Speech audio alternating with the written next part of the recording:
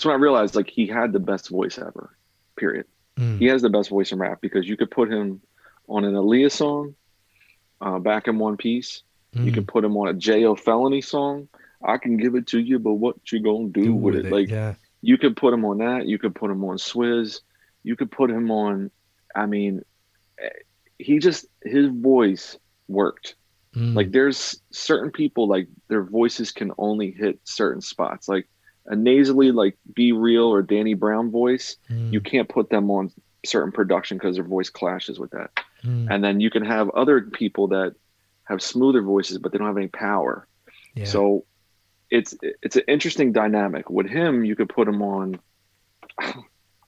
any type of record and that voice was so gravelly. But then he would do this voice and rap like this. Yeah. You know what I mean? And Yeah. then on to like Damien, and he would, or even like Stop Being Greedy. He's like, "Feel Mm. for the rap shit, pray for the what? I want the money. Give me the honey. I'm crooks, want my passion. Eyes wide open." Like Yeah. Yeah. that's hard to, and that's a single. That's a huge song. And Mm. so I just started thinking about his voice more, where everyone's like, "Oh, Q-Tip has the best voice, Chuck D, Guru," and I'm Mm. like, no, no, it's DMX. We Mm. just didn't want to say it because he was so big. Yeah. But that voice, like the pain in it, the power, the strength, the charisma, the doubt, the worries, Mm. the characters, him doing different characters, like Yeah.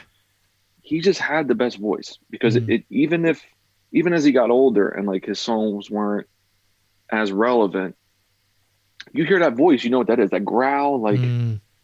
to me, that's what I've just been really like sitting with the most. Like even like I was playing Pull It with him and Cameron. Yeah.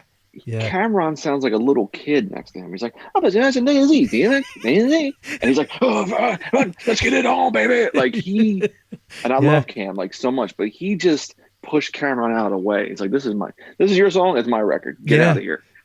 Yeah. So you hear that when you put him with certain people, like he's always going to win out because of that voice. Yeah. Even if the other person is technically better versus, rhyme schemes or punchlines, Mm. he you can't touch that voice. So that's the biggest thing I've learned. Not so much like one song, but it's like Mm. hearing him on all these different productions from all that time. I'm like, Mm. he always works. You're never like, duh, that he doesn't fit. Yeah.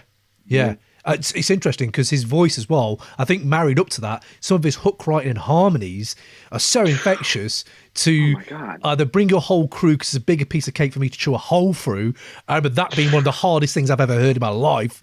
And Oh my then God. also like one more road to cross. Like even later, he started just doing things that it's almost like, when he talks and you hear him on Drink Champs, or if you hear him doing a Mhm. sermon, or you hear him doing anything, it's almost like he's such a measured, it's kind of jittery, but it's also measured in like in bullets, like in like Yes. quick, he'd be like,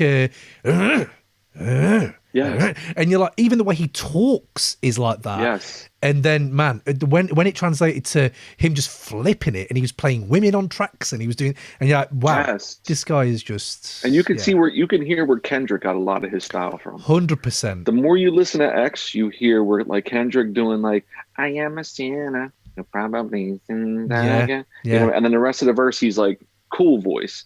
But even him Mm, on like nostalgic, yeah, I want to see a dead body. I'm yeah. the troubles on my mind. I keep them Mm, crying. That's all. Like X, when I found out, since he passed, like all he listened to was like disco and classic R&B and like boogie yeah, records. yeah. That was like all he played beside his own music and stuff.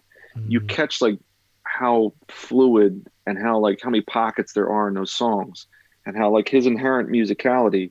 Because I only heard like the older stuff he was doing, like Born Loser and before he mm. would kind of rap like Rakim. I But thought then so, when you yeah. hit like Mm, yeah, when you hit like that one song he did like the Make a Move with Irv Gotti, like 94, where it's basically like a Black Moon beat. hmm, And hmm. he's basically rhyming on that joint, how he would rap the rest of his life.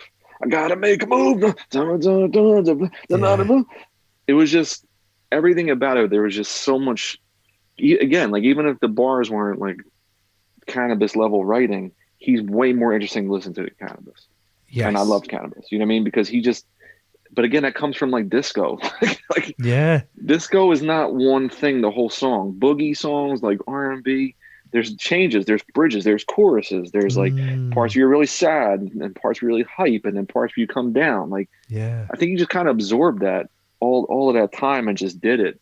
And Mm, it's again, he could just be on anything. Like yeah.